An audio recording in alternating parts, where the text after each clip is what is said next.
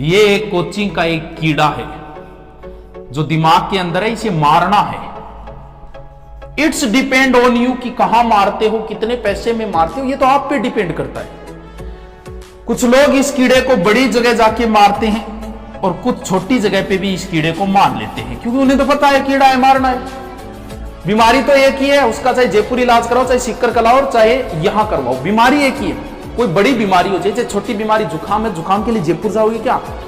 भी जुकाम है, कैंसर के लिए जाना पड़ेगा, यहाँ इलाज नहीं है। तो ये बीमारी कोई ज्यादा बड़ी नहीं है, छोटी बीमारी है। अब आईएस एक बड़ी बीमारी है, बड़ा कीड़ा है, इसके लिए तो भाई साहब बड़े धाम की ओर जाना पड़ेगा। लेकिन नॉर्मल जो है, आप तैयारी कर रहे हो सेकंड ग्रेड थर्ड ग्रेड है, तो इतनी जरूरी नहीं है। अब ये कीड़ा जो है ना, बड़ी जगह पे मारोगे ज्यादा पैसे, जितनी बड़ी जगह उतनी बड़ी झूठ। आपको देखा होगा, मैंने तो सब जगह देख लिया। मैंने तो जैसे आप सेमिनार में जाते हो तो उस समय ऐसा माहौल पैदा किया जाता है, थारियां जोश आ जाओ का आग लगा देंगे आप तो, खड़ो निमेड़ो ही कर देंगे आप तो।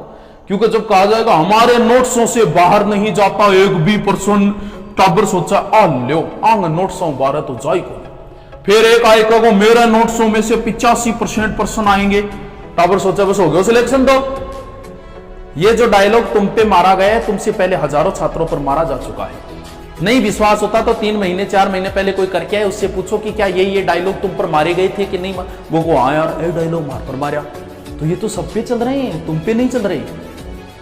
अगर कोई कहता है ना, कोई ज्योग्राफी और पॉलिटिकल का टीचर कहता है ना कि मेरे करवाई में से बाहर नहीं जाता, उसे पिछली सेकंड ग्रेड के पेपर में पूछ लेना कितने आए थे।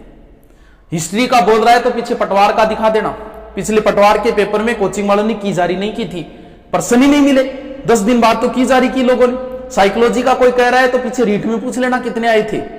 हिंदी का कोई कह रहा है ना, तो आरपीएससी ने एक बार पटवार का पेपर लिया था, आज तक उत्तर नहीं मिल रहे, उसको पूछ लेना कि उसमें कितने आए थे आपके करवाए।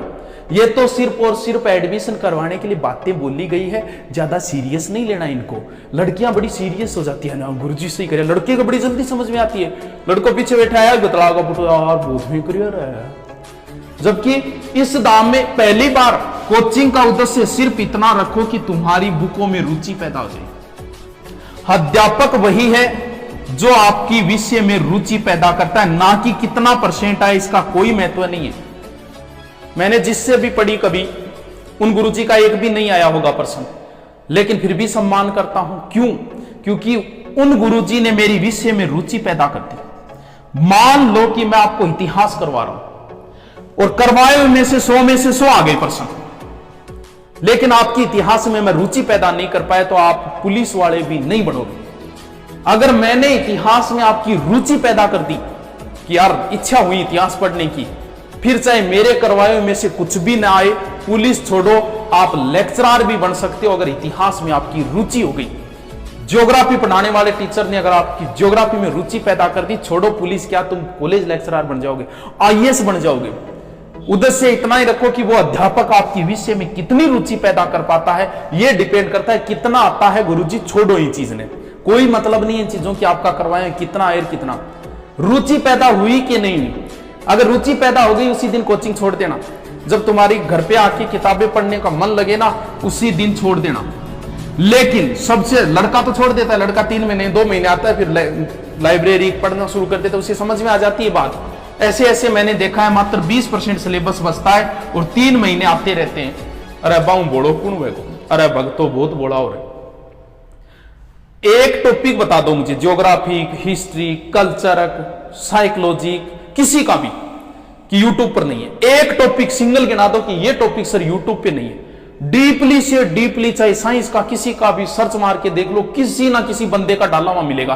तो यार जो 20 बचा है वो वहां सहयोग ले ले, कोई जरूरी थोड़ी है कि 20 के लिए तू 3 महीने और खराब करेगा। पहली बार लड़के तो कम आते, लड़के दूसरी बार कोचिंग नहीं करते, लड़कियां फिर इस कोचिंग को छोड़ के दूसरी कोचिंग। अरे तू इसी धाम में अटकी हुई है, अभी तो 3 धाम और पड़े हैं, पहुंचेगी कैसे? इसको जितना जल्दी हो सके उतना जल्दी छोड़ना, उतना ही फायदा होगा। दूसरी बार भी मन करता है, बुलाती है मगर जाने का नहीं।